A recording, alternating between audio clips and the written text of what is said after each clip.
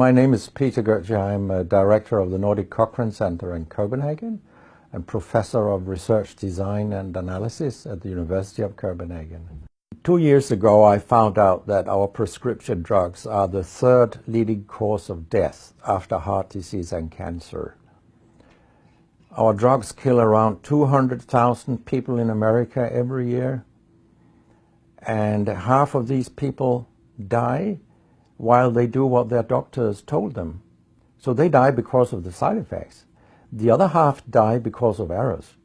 And it's often the doctors that make the errors, because any drug may come with 20, 30 or 40 warnings, contraindications, precautions, and so on. No doctor in the world knows about all this. So they give patients drugs that they should not have given them, that interact dangerously with other drugs or food items or so on. And then the patients die. That's the other half.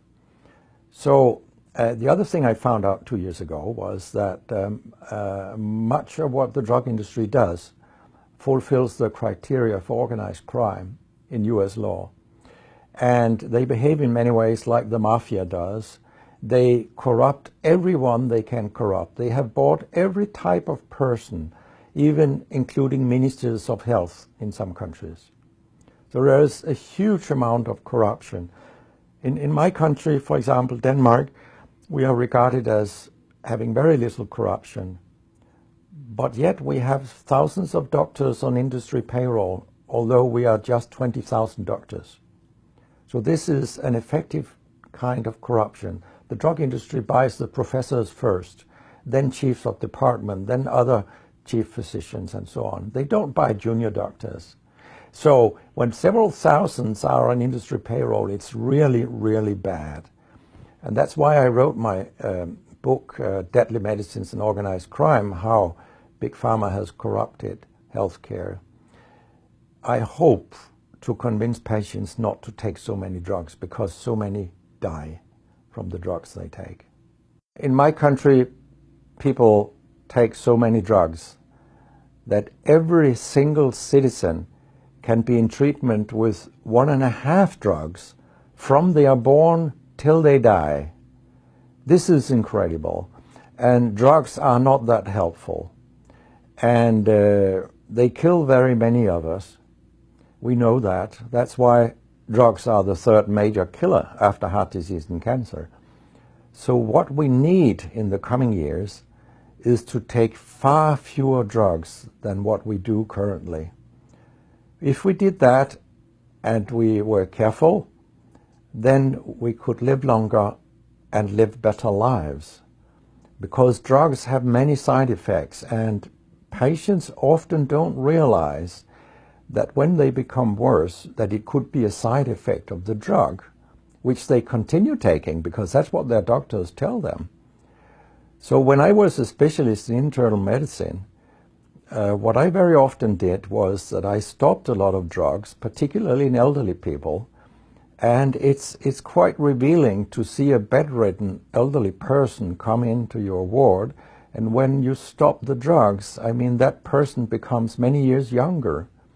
And many of these drugs affect the brain, and old people tolerate that very, very badly. They fall, and when they break a hip, 1/4 of them die.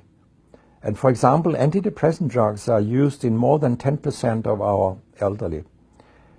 And they seem to kill 3% of them every year. I mean, if 100 old people take an antidepressant for 1 year, 3% of them will die because they fall and break their hip.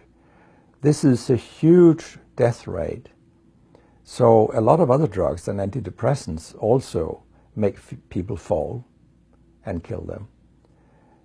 And they may affect your cognition, your memory, and all these things. And then they interact in ways that we know almost nothing about.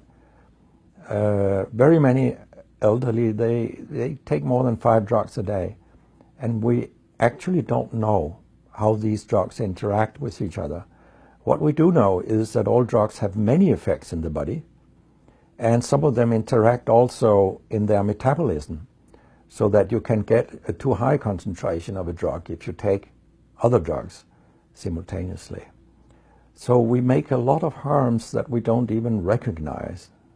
I have a pretty colorful collection of things people have called me during all these years. And sometimes journalists have asked me, why do you always look up controversy? And my reply is, I don't. Controversy looks me up. Because it's not popular to tell the truth in healthcare. You will get a lot of enemies, because a lot of people make money on false premises, doctors and industry alike. And our drug regulators and our politicians, they are on board on this wagon. So very few people are independent of money in healthcare. And of course, I have attacked a lot of holy cows during my career, and people have screamed loudly. In a French journal, I was called a statistical masturbist because I showed with statistics that mammography screening didn't work and things like that. And I was even accused of scientific misconduct by the Association of the Danish Pharmaceutical Industry, which was completely ludicrous. It was harassment from beginning to end. They came with vague arguments that we cannot recognize the conclusions in your study, and they could have come up with numbers and said, these numbers are wrong. They didn't do anything. It was only harassment. It lasted 18 months, I think, the whole thing. And then when we were acquitted, I made sure that this nasty behavior was described in the British Medical Journal. So after that, they haven't come so much after me, the Danish drug industry. And when my book about organized crime came out, they just lied about it, as they always do, that my examples were old, they went back 90 years and so on. But, you know, where I demonstrate that what the 10 biggest companies do is organized crime, these examples, they were from within the last 10 to 15 years. That's not old examples. And the crimes have increased because when crime pays, you will have more crime. That's how capitalism works.